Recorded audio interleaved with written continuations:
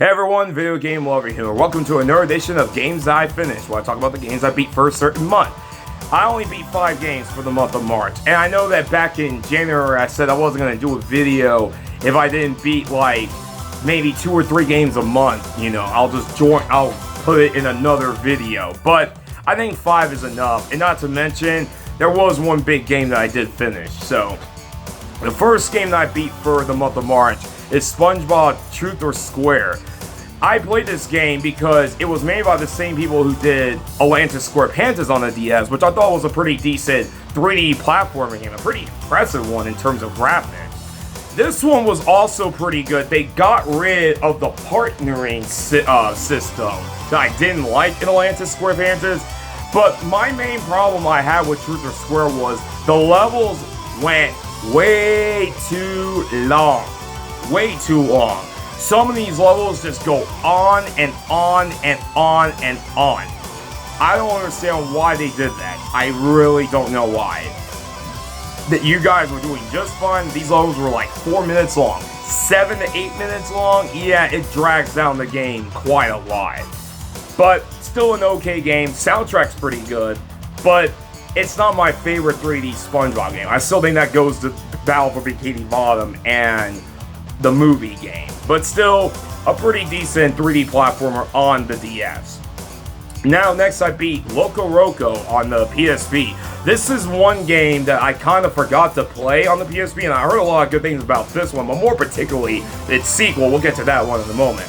Locoroco is a pretty decent game, pretty good game. It's very easy game. Like, you won't have any trouble. The only time I had trouble was like maybe near the end of the game.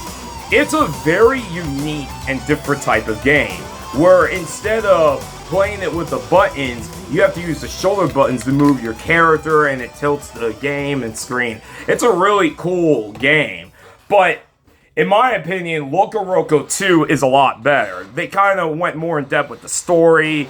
It just plays a lot better. It controls a lot better.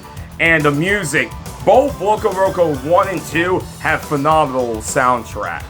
I did try Midnight Carnival, and I did not like that game at all. I don't know what's up with Japan Studio on that. I think they're the same people that did Patapon 1 and 2, and Patapon 3 wasn't that good. So here, Locorocos 1 and 2 were great. This, the third game, not so much.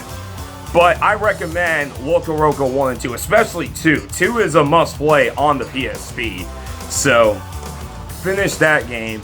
I finished Tron on the PSP, and I believe this game was a prequel to the original Tron movie. I could be wrong on that. I never seen Tron. I know that might shock a lot of people. But I played it for what it was, and it's actually a really fun game.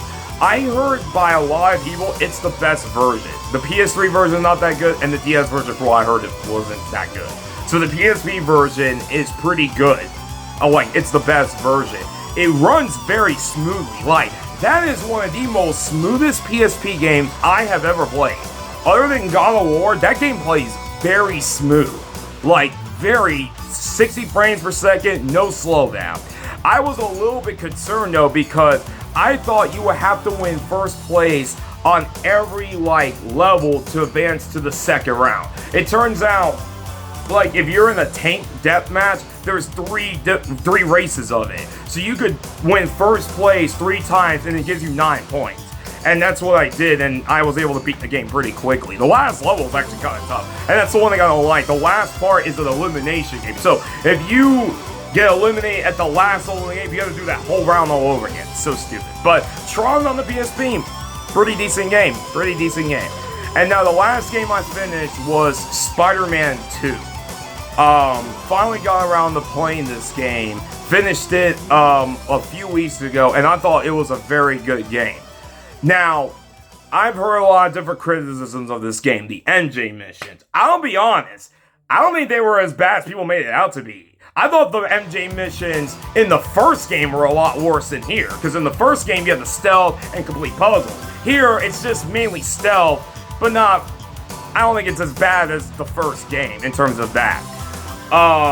Another issue I had with the game is it does take a minute to get going. Like, after the Sandman arc, there's some slow walking sections, but once you get past that, it doesn't stop. The Kraven the Hunter arc, perfection. The Venom arc, perfection. The story in general was really good, and the voice acting, my god, the voice acting in that game was superb. It's very well acted, graphically is really good, and I forgot to show everyone this. I came across a hilarious glitch in the final Venom fight. I don't even know how this happened, but I gotta show it to y'all because it's fucking hilarious. But I really enjoyed Spider-Man 2. I did some of the side missions, but I mainly did the main missions because I kind of want to get through it pretty quickly.